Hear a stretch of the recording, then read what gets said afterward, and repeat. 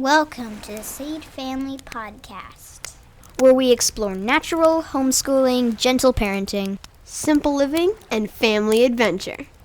I'm Rachel Rainbolt, the Sage Parenting Coach, coming to you from the Pacific Northwest, where I live wild and free in connection with my 3 wildlings and the Papa Bear in our fixer-upper on the beach.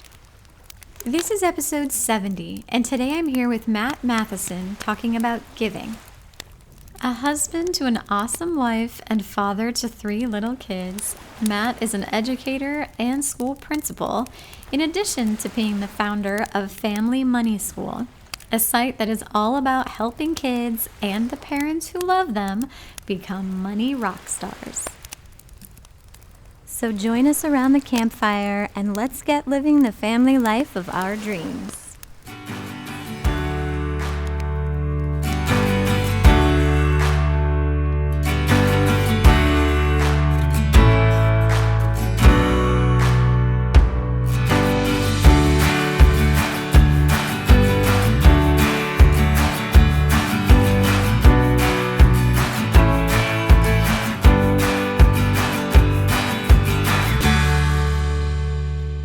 Let you know that the Sage Money course is about to go on sale the first week in January, so you can start your new year on a fresh financial footing toward financial freedom. Phew, that was a healthy dose of unintentional alliteration. Stephanie Waters recently completed the course and left a review saying, "I took this course with my husband and we both learned a ton and feel we are allied together to reach our financial goals. Given the knowledge in this course can help a person save literally millions over their lifetime, we cannot recommend it highly enough. Thank you, Rachel." Thank you, Stephanie. So be sure you are on my email list. I'll include a link in the show notes if you need to get in there. So you can get those invitations for the course's annual sales. Or you can mark your calendar now to jump into Sage Money for New Year's.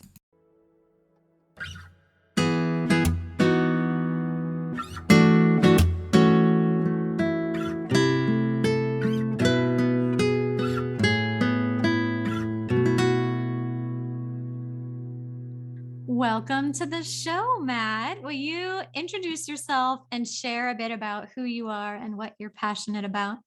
Yeah, for sure. Well, thank you for having me on the show. I really appreciate it. So my name is Matt Matheson. I am a husband to a great wife. I'm father to 3 little munchkins. I have an 8-year-old daughter, a 6-year-old son, and an 18-month-old little son. I'm a teacher and a school principal. That's kind of my day job, and sometimes into the night as well. And I'm also the founder of a business called Family Money School, which is a site that I've built to help parents and kids become money rock stars. And that's kind of my passion. I love teaching. I love kids. Obviously, as an educator, that is my passion. And kind of molding together with that was my passion for finance, which kind of came about later in life. And then I was decided to see if I could work those 2 together, and Family Money School was born. It's been awesome. Oh, I love how you developed this passion later in life and then found a way to merge it and for all of your various passions to intersect. It was like a similar journey for me where I started off talking about like just parenting, and then like homeschooling got folded in, and then minimalism, and then all things money and financial freedom and all that good stuff. So really that's part of like unschooling too, is just we're lifelong learners and we're always trying to learn and grow and contribute in meaningful ways through our passions. So it sounds like you are totally into living that lifestyle too. Absolutely. Okay, well, we are here today to talk about giving. So how does giving fit into financial freedom? Well, okay, so giving is a massive part of financial freedom. Although I'll tell you, you won't hear most financial experts talking about giving as being really the secret sauce to financial freedom. I mean, you don't have to look very far to see, money stress is sky high right now. I know I saw one survey recently that said that the 36% of adults had actually lost sleep because of worries over money. And Not surprising. I know it's not, but it's that to me, when I heard that number, I was shocked. Like, Yeah. a third of people actually lost sleep because of financial worries, but it really doesn't have to be that way. And I actually found the secret to giving in a very surprising place. I found it as I was studying bacon, and I don't mean bacon like the delicious treat that we like to scarf down at breakfast, but I'm actually talking about a guy named Francis Bacon. So, a little bit of background. My background is science. I have a science degree. I have a biology major and a chemistry and physics minor. So Francis Bacon was actually like the inventor of the scientific method. So I kind of knew who he was, but I didn't know that he was actually like a philosopher and a writer and actually a personal finance expert. Because my search for what actually leads to financial freedom, I found a quote from him that said, "Money is a good servant, but a poor master." And so essentially what he's saying is you can't serve two masters, right? You can't go after money and go after other things that are going to try to bring you happiness. If you go after money and look to it to bring you happiness, it's going to leave you wanting for more. There really is no middle ground when it comes to money, right? Either you are in control of it or it is in control of you. You're either its master or its slave. So then that kind of got me thinking a little bit about, well, what can I do to be the master of my money? And sure enough, Bacon had an answer for that as well, because he actually said that money is like manure. It's best if you spread it around. And when I heard that, I was like, that is so true, but also so counterintuitive, right? Like, I mean, today you think about people that have a ton of money. We typically don't think of those people as, for the average person, we typically don't think of those people as being overly generous, right? We think about them as people who are accumulators of wealth, who are always just wanting more and more and more and more. But the crazy thing is, 55% of millionaires actually regularly give to charities or churches, and they really have understood this Bacon principle. And the whole idea behind it is, if you get to a point, like you have your money course, the Sage Money course. So people buy that course because they're looking for financial freedom, and you want to get to the point where they can live the life that they, truly love and truly want. From a rational perspective, again, my science brain works in this like rational way. If you can get to the point where you can actually experience happiness when you give away your money, you don't the breath isn't sucked out of your lungs when you write a massive check to somebody. That is financial freedom to me. And really doesn't matter if you make $50,000 a year or $500,000 a year. Every time you give, you're just reminding yourself, you're reminding the universe, you're reminding everyone around you, that you really are in control of your finances and that it doesn't own you. In fact, you're so in control of it that you can actually give your money away, which seems like total madness to many around you who are, striving for more and more.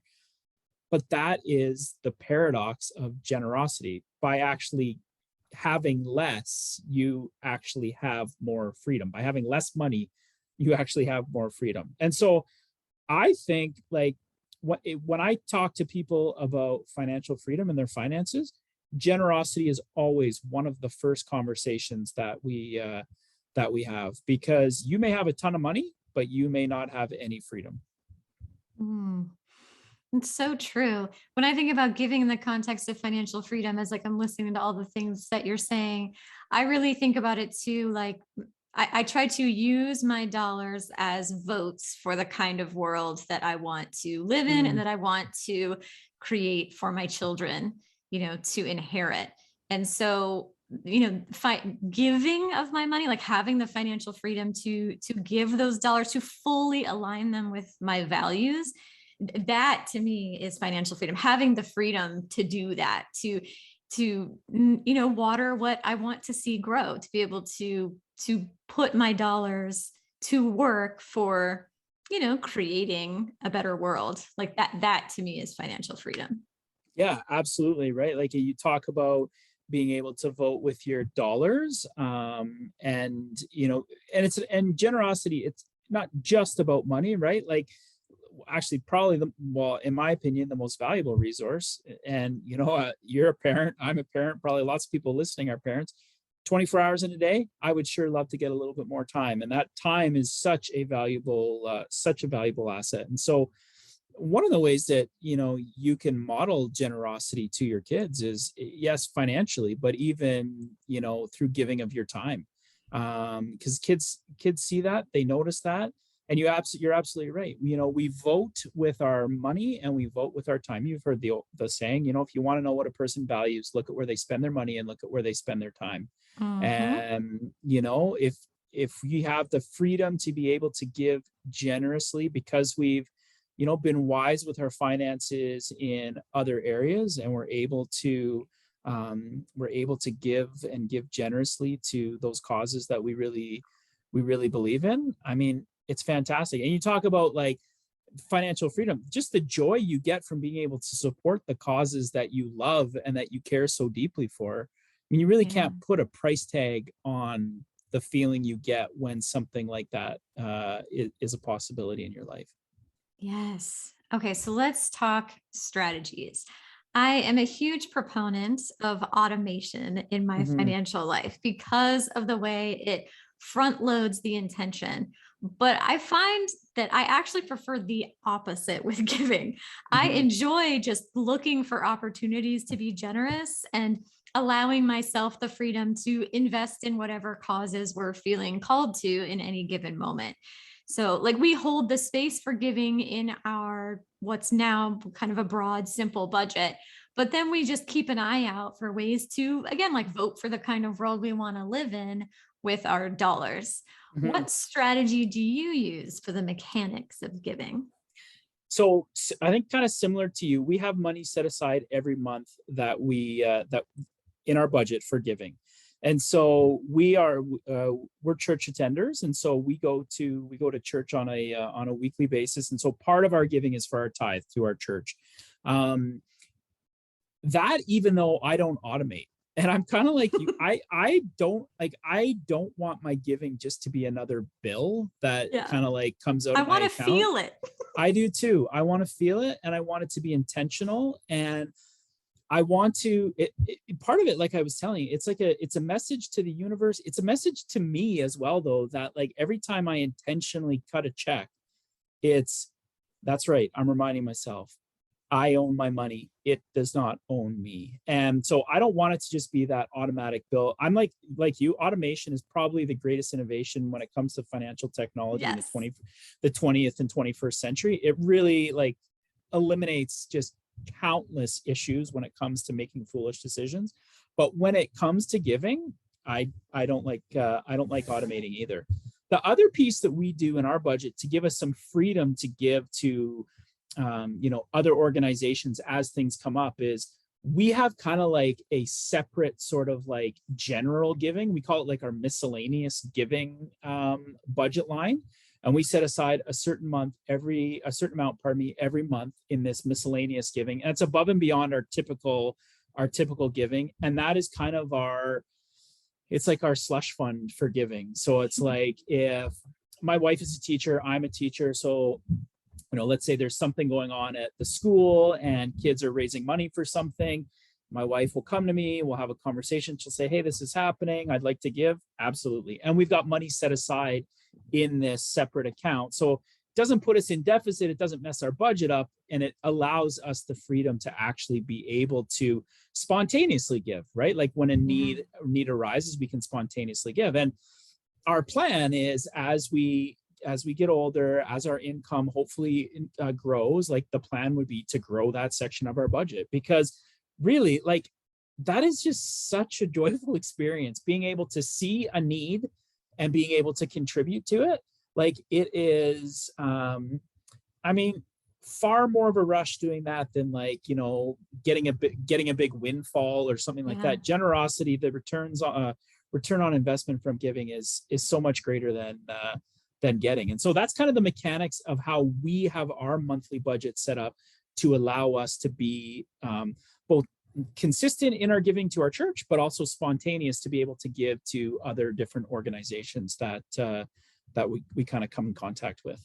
Yeah, and there's evidence for that phenomenon that you're talking about, even if you're talking just like looking at the neurochemical side of things. When you're a scientist, I'm sure you would totally appreciate that when, like, for example, we'll get like a dopamine hit when we make a purchase on Amazon, but like when we help somebody in need, the neurochemical cascade that we get from that is so much more. It's like the difference between like a piece of candy and then like a really delicious nutritive meal. Like it triggers, you know, this serotonin and oxytocin feelings of belonging and connectedness and fulfillment that you just don't get from other things, like making a purchase. Like, sure, you'll feel good for like a split second, you know, or a few minutes, maybe even a day, depending on what it is, right? When it arrives and you get to play with the new thing for a day, but Totally. then that it very quickly dives off and goes away. And then you're looking for that next hit. So instead of like, you know, getting these small fixes, like sort of shifting into investing in things like this, it's so rewarding, even from like a neurochemical standpoint. It's so much more sustainable for you.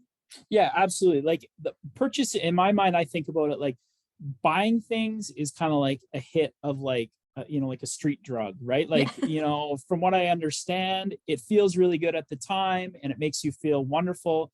But then very quickly there's the crash and you're left feeling horrible, right? Then And your that, house is cluttered and you don't like, have as much money, and then it's just in a exactly. landfill for eternity. Exactly. There's all those sorts of things, right? Whereas Yeah. like when you're generous is like being that great feeling you get from like overall physical and mental health, right? Like you feel really good and it's sustainable and it's healthy, right? And so you're Yes. absolutely right. I mean, the way our bodies are built and put together, like we're built for generosity. Like we are built Yes. to give and for that to be rewarded. So yeah, I love the neurochemistry behind that. Yes. Yes. And I find too that the line, like the more I lean into this way of living, the more like blurry the line gets between like giving for others. And like typically when you think like giving or making a donation, it's like, okay, well, someone might define that as like you don't, to give is like to where you don't get anything in return. But the Mhm. more like I do this, the more I, like we just talked about, like how good it feels for me, and Totally. about using your dollars to vote for the kind of world you want to live in. So sometimes giving is like paying significantly more for an item that I could get somewhere else cheaper because I want to support a local small business and I want to support like a craftsperson or an artist. And because, and yes, I still benefit from it at the same time. So I found that like my conceptualization of what giving looks like and means has expanded so much more the more I've leaned into it. Like it's so much more, it's more like this complex interconnected web than a simple like making a donation to a charity around the holidays. Yeah, absolutely. And even I love the idea of like conscious spending because it in a Mhm. way that is a form of giving, right? Like that it Yeah. when you choose to buy local and it's more expensive than yes if you would have gone to, you know, Walmart or something like that and pick something up, but that making that conscious choice to spend local, really when it comes to generosity, it's all about doing things consciously, right? Mhm. Whether it's spending, whether it's investing, whether it's giving, it's all about being conscious about making the choice to give more than you probably, at least on the surface, it looks like you're receiving. But like you're saying, that feeling you get at a certain point, giving almost becomes somewhat selfish, which Yeah. sounds really weird, but like you give actually for the feeling that you Yeah. actually get. And you know, everybody knows the saying, it's more, you know, it's better to give than it is to receive. And it kind of sounds like that's cliche and maybe not really true. I mean, I know especially around the holidays as a kid, I'd be like, better to give than receive. I don't think so. Like I'd much rather receive. But as you start to like give more and you build that into your life, you see that that's not just sort of like a throwaway cliche. That's Yeah. actually true. Whoever came up with that statement was a big giver, and they actually figured it out. They knew that giving is far better than receiving. So yeah, it's very Yeah, cool. there's like the neurochemical benefit, and then there's also like the identity benefit. Mm. So really, you know, we walk around as humans telling ourselves these stories about who we are and how the world works and how we fit into the world.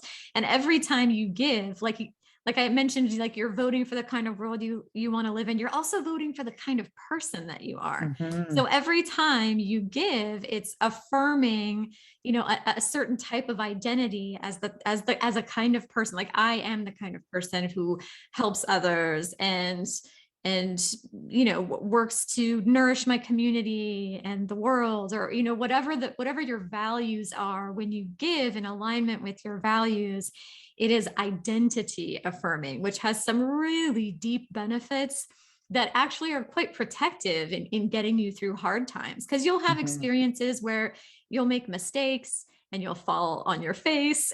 You'll Mhm. behave in a way that's out of alignment with your values. But if you have this strong narrative, this strong identity of being a good person, and you have all this evidence to support it, of all of these this longstanding history of these choices that you've been making, then it's much easier to recognize, to acknowledge that as a mistake, and to formulate a plan to move forward in a way that learns from it and moves you back toward the person that you know yourself to be. Yeah, I love that. That is so incredibly true. You build that foundation of who you are, and every time you give, every time you're generous, you become more like your ideal self, right? Like who Yes. you ideally want to be.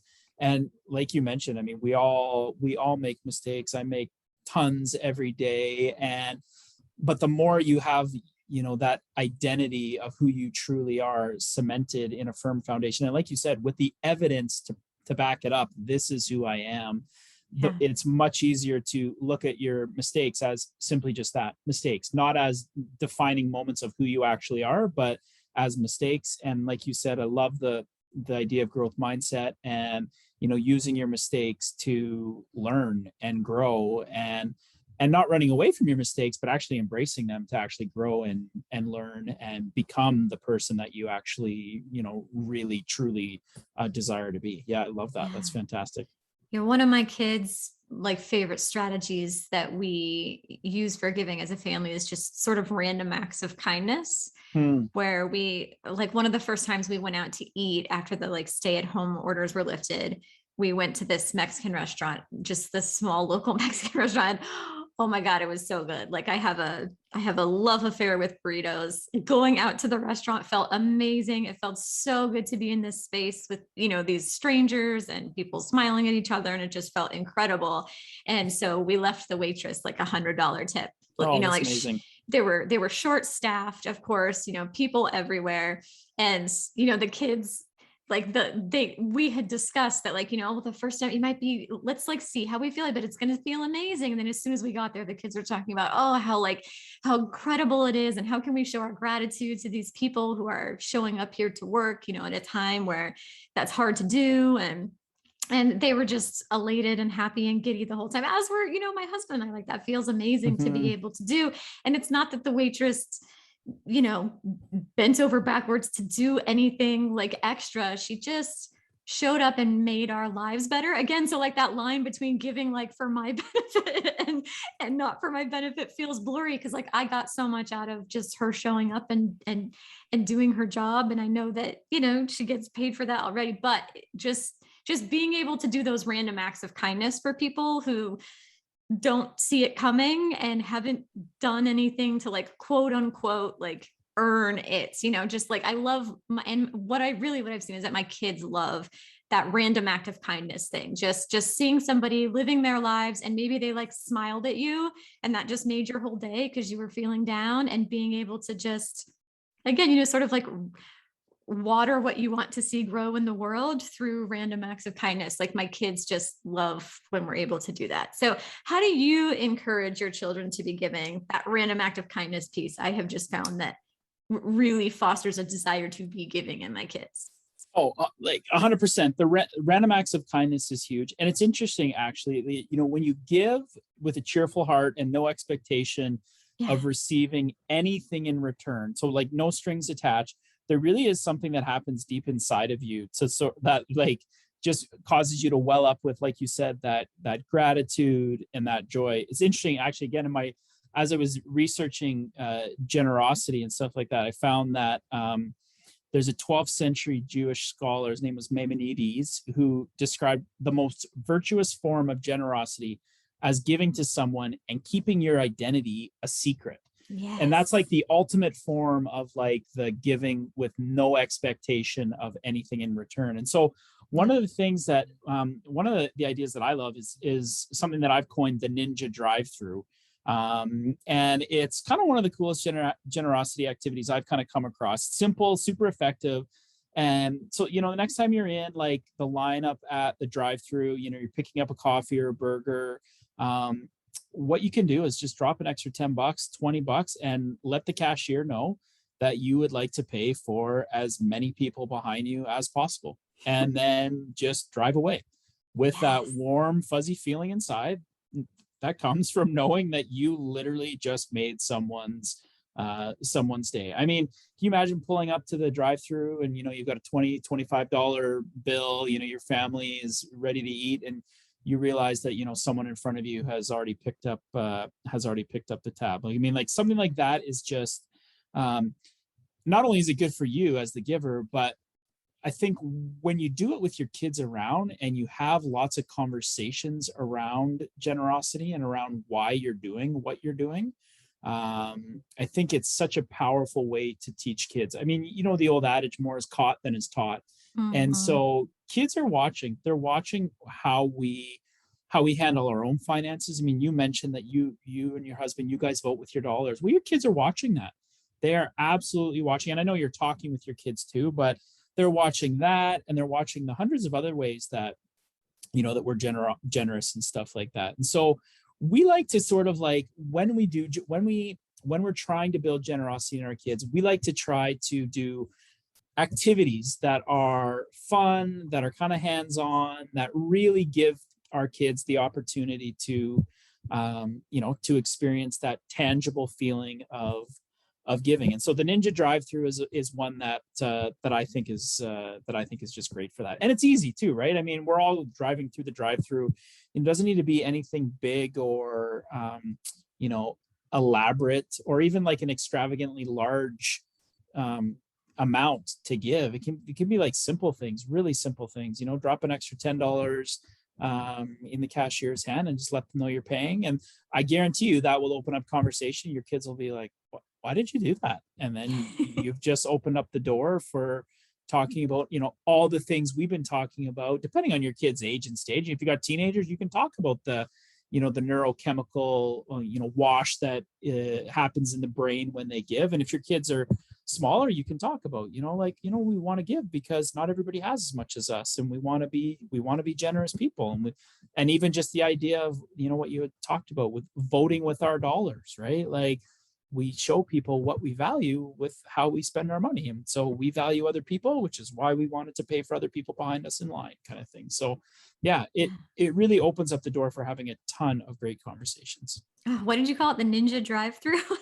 Yeah, the ninja drive-through. I love that. And I have a funny story that totally plays into that. We had traveled to a different state for a regatta. My kids sail regattas, like a sailboat race. Oh, cool. And we went to this bagel shop, and it was filled with all of these sailing families. And the shop, like the employees were clearly a tad overwhelmed by the volume of people. And there was, a long line, lots of people waiting. It was right next to the regatta site. So they were kind of overrun by our group of oddly dressed children. And so they, we put in our order, we moved over to the register, I paid, and then we walked over to wait for our food. And then the cashier called us back over and was really confused and very overwhelmed and saying, "I'm sorry, I know you just paid, but your order is here. It's not paid for." And after trying to figure it out, he realized that he had us pay for the person behind us, and he didn't know how to refund it. And then the other guy was saying, "Oh, if I had cash, I could give you guys cash." And my husband just kind of took a breath and put his hand on the other guy's shoulder and said, "Enjoy your breakfast. It's a gift." And then the level of stress in the entire restaurant just went down, just plummeted. Like, everybody is getting like that cortisol is contagious, right? Like that stress totally is raising. And then instantly to have the financial freedom to give in such a small, insignificant way. But that guy looked right at my husband in the eyes and said, thank you. And then turned right around to the cashier and said, I want to pay for the person behind me. And Oh, the so whole time cool. we were there waiting for our food, like everybody was just paying for the person behind them. Oh, that's Like awesome. stress is contagious, but like so is giving, like the Absolutely. positive is contagious too. Oh, I love that. That is such a fantastic story. All right, let's talk about non-monetary giving. Mhm. I advocate for a simple path to financial freedom that includes a singular focus on filling one bucket at a time. So while I was working to make progress down that path, I leaned into non-monetary giving, giving of my time and energy instead of my dollars. For example, every Thanksgiving, we make more food than we need, and then we plate all of the leftovers and drive around and we hand them out to people living on the street. So part of my motivation for working toward financial freedom was to have the freedom to be financially generous. But money is just one way to be giving, right? If you are in Mhm. a season when you are working hard to focus your dollars on a very specific financial goal, like paying off debt, I want to encourage some creativity with your generosity. So, Matt, what are some ways your family has been generous outside of financial donations? Well, we kind of talked about it originally or a little while ago, but a huge one is, like you said, giving of the time. Time is absolutely it's absolutely massive. And you mentioned the finances, and the other one I would say is even just like our natural gifts and our natural talents. Now that kind of ties in with our time, but as I Like said, this like podcast. absolutely. Totally. Like time really is the most precious resource on earth, right? We all, whether you're a billionaire or, whether you're like $1 million in debt, we all only have 24 hours a day. And so because it's so invaluable, it's huge to be able to give your time. So one of the things that we've done as a family is there's a local cleanup program that happens in our town in the spring. So I live up north, gets very cold, snowy, and so then over the winter the snow piles up and garbage gets underneath and stuff like that. And then in the spring when all the snow melts, there's lots of garbage left on the ground and stuff like that. And so what we do is we participate in like the annual spring cleanup, where members of the community, we all pitch in, we go around and we tidy different areas up. Everybody sort of gets assigned a little area, but you don't have to do it if you're not part of like a large organization. It can be simple. Just go to a park in your community and take half an hour, take an hour, and a couple of trash bags and some gloves, and clean up trash and debris to spruce up the area. Um, Yeah. another one that families could look at doing is, I know food banks are always looking for donations. So yeah, if you have money, you can go and you can buy goods for the food bank. Or if, like you said, you're in a season where your finances are tight and you don't have the money to be able to do that, you can take your time, grab a wagon or a stroller or something like that, head out as a family around the neighborhood, collect some canned goods for your local food bank or shelter, and then drop them off at the food bank. I mean, the act of giving your time is, it's not only a powerful example to your kids, but even to your neighbors. And you had mentioned, like in the story that you had shared, your husband's example of generosity sparked generosity in the entire coffee shop, right? And so Yeah. when your neighbors see you giving of your time, that can even be a spark to them, right? And then the other piece too is, like I had said, giving of your talents. So I mean, I'm not an incredibly musical person, but if I was, perhaps I would volunteer at like a senior center or something like that, and maybe play some songs or perhaps sing. For me, because I don't have that gifting and I'm still relatively young, one of the ways that I volunteer my time is when people need help moving things, lifting things. Mm. I'm oftentimes, hearing, oh, people are moving or people need help with this, and I'll oftentimes just throw it out there and just say, hey, if you need a hand, give me a call. Like I'm happy to come over and help. There are so many things that you can do to build that generosity of spirit. And I would also say, even if you don't have a ton of money, building that generosity muscle doesn't necessarily have to do with giving a certain amount. And as we Yes. kind of talked about, it's about the intention. It's about the intention of giving. So whether you're being intentional in giving your time, your talents, or of your money, the key thing to actually be building that generosity muscle is being intentional. Because so you had said, you guys wanted to reach financial freedom so that you could be more generous. Well, there's a lot of people that want to reach financial freedom and they never become generous. And that's Mm. because you had the intention to become generous and you were being generous in other ways before you had a ton of money in order to be generous, right? And so Mm-hmm. generosity starts with an intention, with the intention. I mean, your kids can be making $10 a week, or they can be making nothing, and they can be building their generosity muscles so that when they do get older, they're able to give of their finances. But that's only one part, like you said. Yeah, it's kind of like we talk about with saving, like say like 15% is the ideal to set aside for retirement. But if you can only do 0.5%, like start with 0.5%. And then, Absolutely. and then each step along the way, you increase it and then you increase it and you increase it. And it can become more and more a part of your life, especially a part of your everyday life as your like level of financial freedom expand. No, I think those are some really great tips. So whether it's like $1 or $10,000, like giving is giving, and work that muscle, and it'll be good for you and it'll be better for the world.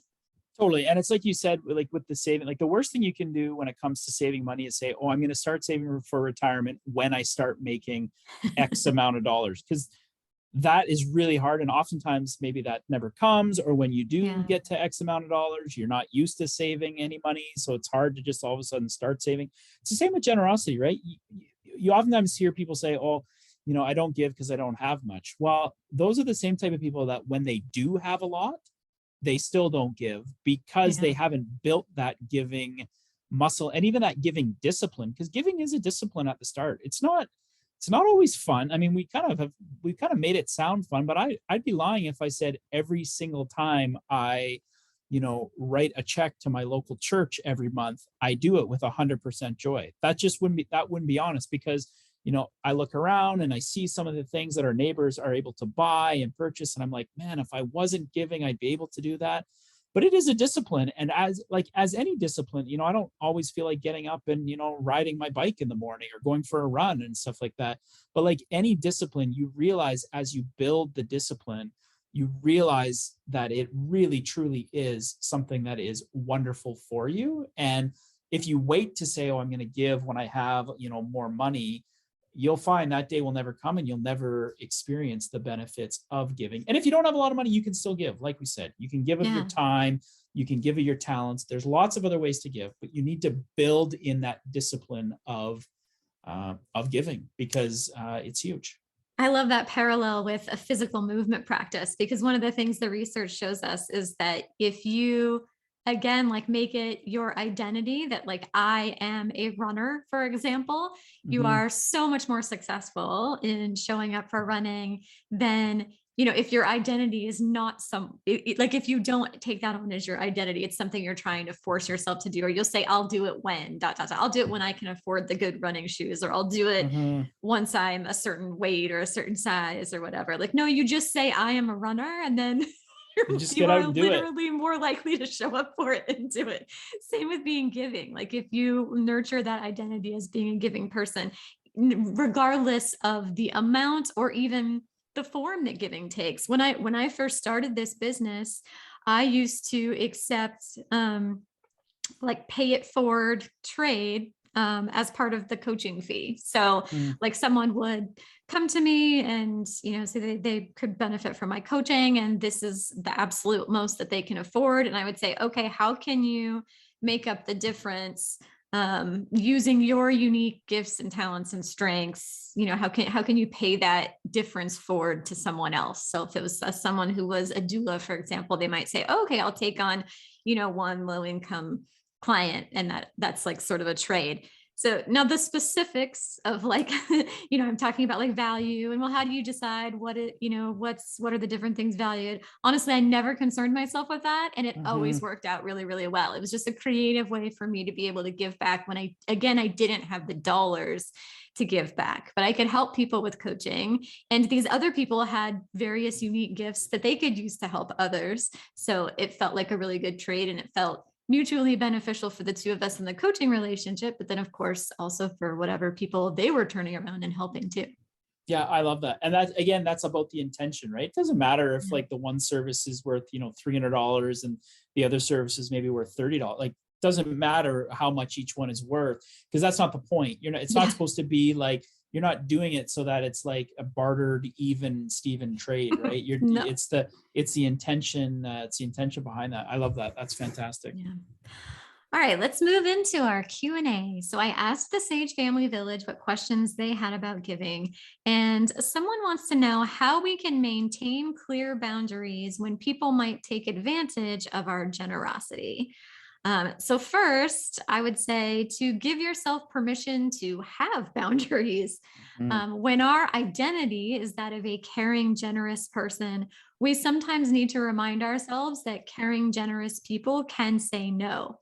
They also, especially, I would argue, need to hold space for their needs and well-being too. For example, if I make a financial donation online, I immediately unsubscribe from their email list. Like that's like a really like simple boundary that I hold. Like I am happy to contribute this donation, and I am holding up a boundary that doesn't necessarily mean you have ongoing access to my email inbox. So whatever boundaries, like just know that you have a right to have those boundaries, and it's okay for you to put boundaries up to ensure your well-being, even in the giving department. So what do you think, Matt? Yeah, that's a great trick. That's actually, I've never heard of that before, but that's fantastic, because then that totally does that. That automatically just puts that boundary up. It's, yes, I'm making the donation, but no, I'm not going to be sort of the honey hole for the next 10 or 15 years, and with you soliciting, other donations and stuff like that. I love that. And I love what you said about the boundaries. I think generous people are typically soft-hearted people, and soft-hearted people can definitely be taken advantage of. And sometimes no, even though it's a 2-letter word, it feels like a 4-letter word to people that are soft-hearted. They feel like they're letting people down, and like they're disappointing people. And so no is a complete sentence. And you had mentioned, whenever you're giving, you want to give, and you want it to be from a place of generosity, but you don't want to do it in a way that it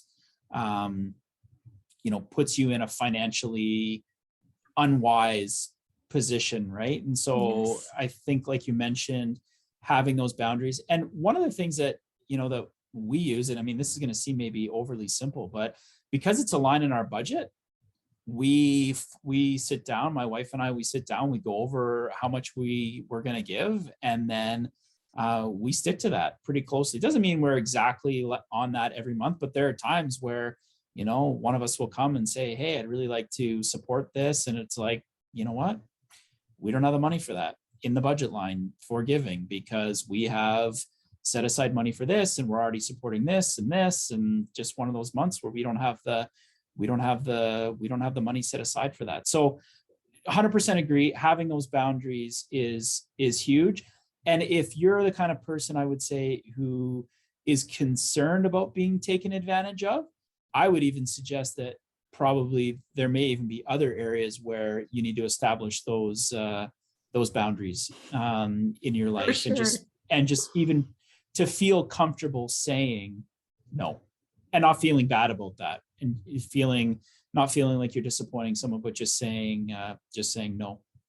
Yeah. Simple statement. Like you were talking about, like if you have a certain amount set aside, even just saying, like when someone, when people ask for donations, like, oh, we've already spent our allotted amount for giving for the month of November, thanks for asking or whatever, like just totally. A simple one line. And I think for a lot of particularly like Enneagram 2 type people, for a lot of like mothers and women out there, especially.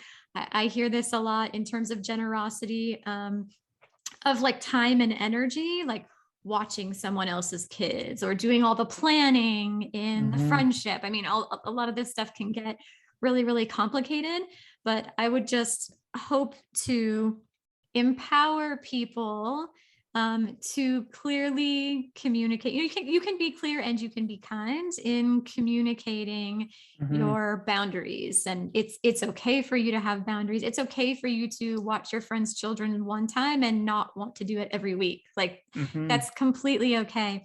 And if you are doing things that in like overextending yourself and doing things in the name of generosity that depletes you, that is not fair to yourself, but it's also not fair to the other people who you're in relationship with. If you haven't communicated that you don't have the capacity to be there for them in this way, it's like, it's not fair to either of you, because they don't know, like, so you might be feeling resentful or feeling, whatever, having some feelings, feeling a kind of way about this.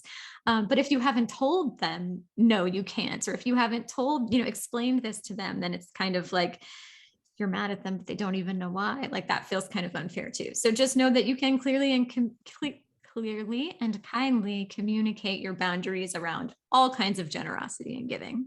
Yeah. And so my wife is actually going through, she's working towards becoming a psychologist right now. And she even used this phrase as we're chatting about this. She's actually told me that to be unclear is actually to be unkind. Yes. So sometimes it's like when I don't love confrontation. I don't love conflict. And sometimes I can kind of be a little too subtle and people sometimes miss the point. I've gotten better though, as she's been, teaching me that like when you are unclear, that is actually being unkind to the person. So like you said, you can be completely kind, but be completely clear at the same time. And actually that is not only okay, but that's the best way to be clear, because not only are you communicating your point of view, but hopefully you're maintaining that relationship with the person that you are communicating with. Yes, absolutely. I just had a conversation with a dear friend the other day where I texted her saying, hey, we're going to this certain place for my kid's birthday, and he wanted to know if your family wanted to join us, if you wanted to come along with us. And she asked me a couple of questions about like some of the details and the pricing and whatnot, and then responded so beautifully with something like, that's out of our budget right now, but thank you for including us. Or like, thank you for the invitation. Like, we feel loved that, that you guys wanted us to be there. And how like that is so clearly and kindly communicated. Like, and I feel like we felt no offense and there were no hurt feelings on either side. My response was something like, I completely understand. And we just wanted you guys to make sure that you knew that you were wanted and loved, and, whatever, we'll get together, after we get back, and we made another plan that didn't cost as much money where we can get together. But the point is, like, again, like those clear and kind communication, like there are no hurt feelings, everybody's feeling honored and everybody's needs are met. And it can be a beautiful thing. And you can do that in those one-on-one relationships. And you can also do them on larger scales with organizations. You can care about an organization and not be wanting or able to donate to them in a certain season. Like that's okay too. You can say, absolutely, like, no, that's not in our budget this month to donate to your drive, but we wholeheartedly support your mission and we'll be cheering you on. Things like that. Totally. And I know I oftentimes experience that, when you're at the checkout at like the grocery store or something like that, and they'll say, hey, would you like to donate, $1 to the Boys and Girls Club? And sometimes I say no, oftentimes, and I still feel a little bit bad, but I do probably, even in my own life, like I think I do a fairly good job of boundaries, but that's even in my own life, I need to be telling myself it's actually okay. You're not a bad person when you don't donate $1 to the Boys and Girls Club or to whatever, because like you said, it maybe not in the budget, or maybe you say like, no, we're choosing to give somewhere else this month or something like that. Right. Like, yeah. I think just reminding yourself that it's okay to do that. Yes, that tactic actually plays against some of the things we've talked about in this episode about that identity work, where they're playing on the fact that if you believe yourself to be a generous person, then you will respond in alignment with that identity. So you will say, yes, because I am the kind of person who is generous. And then also that impulse purchase dopamine hit. Like, so they're really trying to leverage both of those things. Yeah, both those things against you. So for those, my kids know that, like, if they ask me about it, or if the person standing in front of me tries to extend the conversation beyond my simple no, then I will usually say that something like, we give very consciously, so we thoroughly investigate the charities that we contribute to, or something like that, which is honest. Like I totally is honest. Investigate the charities that I contribute to. Yeah. A lot of charities, like, not very much of the money ends up actually going to do the good work that they claim to be doing. So I do give very consciously. I do my research when we donate to things. So that allows me to still, like, feel in alignment with my identity and my values. And it really does kind of explain things to the kids who are watching and who I want to, inherit that value of generosity. But that doesn't necessarily mean that we just say yes and give to everything all the time. Yeah, I love that. I'm going to steal that. Please do. All right, let's move into our deep dive. So the show notes can be found at sagefamily.com/podcast70, where you can also subscribe and get future show notes sent right to your inbox. So what, Matt, are your favorite resources for people to dive deeper into this topic? Well, when it comes to generosity, I would say one of my favorite resources is the Bible. That's one of the resources that I look to when it comes to where I get my direction for generosity. There are also a ton of books out there on the value of giving and on generosity. Unfortunately, most of them aren't financial books, because, like I kind of said at the start, this is oftentimes not one that is talked about that much when it comes to personal finance. People talk about saving and retirement and, taxes and investing and, those types of things, but you don't typically hear a lot talked about when it comes to generosity. The one sort of financial person that I have heard talk about it is Dave Ramsey. And while I don't necessarily agree with everything that Dave Ramsey has to say, I do like the fact that he emphasizes giving as part of a healthy financial plan. And so that's kind of as far as the actual topic of giving, that's really the only sort of book or resource that I've seen that kind of melds the finances with the generosity and with the giving. Yeah, I completely agree that it's like a conversation that really is not had much in all of these financial circles, which is, partly why we are having this conversation today. Like, Dave Ramsey he talks about tithing, and he does talk about the value of giving, but not so much the specifics around it. So that's why I'm really grateful for this conversation with you today, because I feel like we were really able to get into more of the nitty-gritty details around giving. Like, what is it like for people who live a lifestyle and who have, values kind of like yours, to have giving be one of those strands in the tapestry of their family's culture. So I love that we were able to bring some more of the details to life for that. Now, tell me all about your family money school courses. So you talk about the resources that are out there that kind of teach that. And one of the reasons why I created Family Money School was because I saw a need, and I saw sort of a gap in financial education out there. And so I created some money courses, and I wasn't super creative on the name of the courses. Family Money School courses. I can respect that. It's direct. We're minimalists. It's simple. Exactly. It's very direct, and no one should be confused as to what is on the site. But so what I did was I created a course for young kids, actually, for kids under 12, in part because I just didn't see very many resources teaching kids about money when they were younger. A lot of the stuff was, for middle school and high school students, and there really was very little for younger kids. And in my research, I actually found there's a very famous study famous in personal finance circles. Probably not everybody knows the study, but Money habits are formed by age 7. exactly, you know what I'm talking about. And so it's that when I saw that research, I immediately thought to myself, we are waiting way too long to start talking with kids about finances. And so I kind of started talking a bit more about it. I had a blog before I started Family Money School, and so a lot of my writing was around this. And then, I had people say, "Hey, you should write a course on this. I think that would be really good." So I did. So I have one course for kids 12 and under called Young Money Adventures, and then I have another course that I just finished a little while ago here, and that is for kids that are 13 to 18.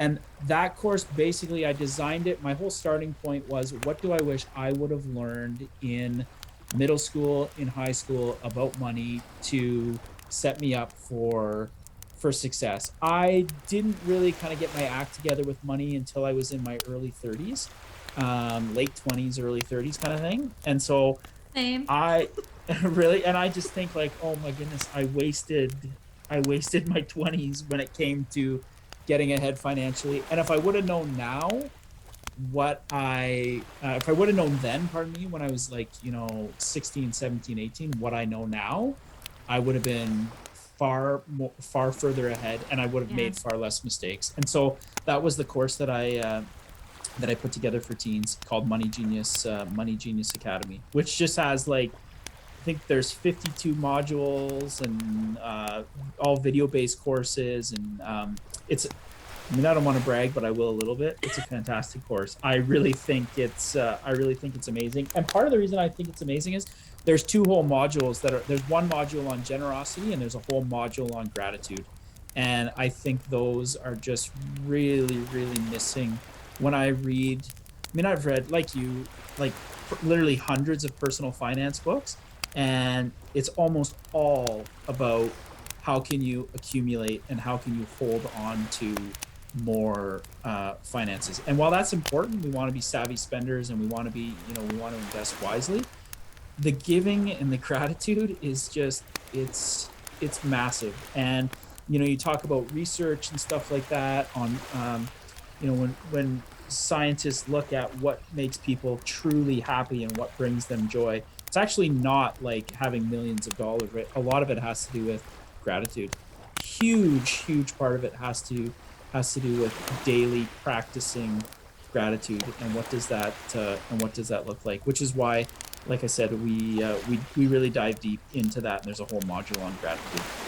Yes, the research shows that having more money increases your happiness up to the point where you have all of your needs met.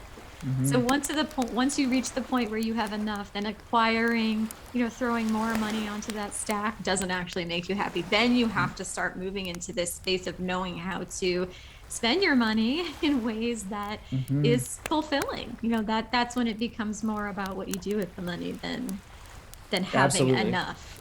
Absolutely. Yeah, I was just going to say, I love to, like, you're a principal, you're a teacher, and yet your family money school has been sort of a bit of the talk of the town in the unschooling and homeschooling circles, because one of the complaints that a lot of us have about school is that, our kids are locked away, spending years of their lives learning these things that are not really, like, that most people don't use in their everyday real lives, and yet basic things like how to have a healthy relationship with money, how to make money work for you instead of work for money, all of that kind of stuff, none of that is really addressed. So it's kind of funny that you come from within this system that a lot of us have stepped away from and created this thing that a lot of homeschoolers and unschoolers really are taking advantage of. Totally. And I'm kind of a little bit of like a whistleblower who's still on the inside. Like I'm on the inside of the institution, and it's great as a principal now. I have a greater degree of obviously input into some of the things that happen in my school and stuff like that. And it's one of the things I'm passionate about. Even when I was as an administrator, I've been intentional about teaching classes around this in my schools, and I've started entrepreneurial clubs in my school and stuff like that, because I love it. I really do. It's so true. I mean, like, trigonometry, calculus, is that important? Yeah, it can be for people who go on to use that. It absolutely can be. But it's really just a travesty that kids leave school without knowing the basics of how to manage their finances and manage it well. And that's one of the reasons why I love the unschooling, the homeschooling world, is because they want to parents are intentional about teaching their kids the skills that they need in order to be successful. And as a parent who sent my kids go to a public school, we have to do that a lot more outside of the school day. Whereas I love the fact that that homeschooling parents, unschooling parents are able to really build their whole day and their whole curriculum around that. It's actually, my wife and I, we have plans down the road. We'd like to homeschool our kids down the road. Maybe not for the rest of their academic careers, but for a season. At least we have plans to do that. And it's I love sort of the whole mindset and ethos behind the homeschooling community. It really is fantastic in trying to teach those really applicable skills. Okay, well, you'll have to read my Sage Homeschooling book, and then if you guys ever jump in and give it a try, you'll have to come back and tell me what you've learned and how the experience was for you. Hey, will do. All right, so everybody go check out his Family Money School course. I'll have a link to it in the show notes. And everybody just get out there and start giving. Get out there and start giving. I love it. And Rachel, can I just say, I've got a special deal going on my courses that I will run for 2 weeks from the date of airing of this podcast. My Young Money Adventures course, typically $67. I'm going to have that on sale for $47. Money Genius Academy, which is the course for teens, is typically $137. I'll have that on sale for $107. And then I actually have a bundle for parents that have kids that are under 12 and in their teens. So that's both courses. That typically is $167, and I'll run the promo for, like I said, 2 weeks, and I'll run it at $127 for the bundle. So yeah, you guys can check it out. And if you have any questions, feel free to just let me know. I'm happy to answer any questions you may have. Yeah, reach out, guys. He's good in email. We've been emailing back. I think I've emailed back and forth more with you than any other podcast guest. So he's a good emailer, guys. All right, Matt, thank you so much for coming out today and sharing this conversation with me. It's a really valuable one. It's a good one. And I'm glad that we were able to cover this really important topic of giving. Yeah, thanks so much for having me, Rachel. I appreciate it.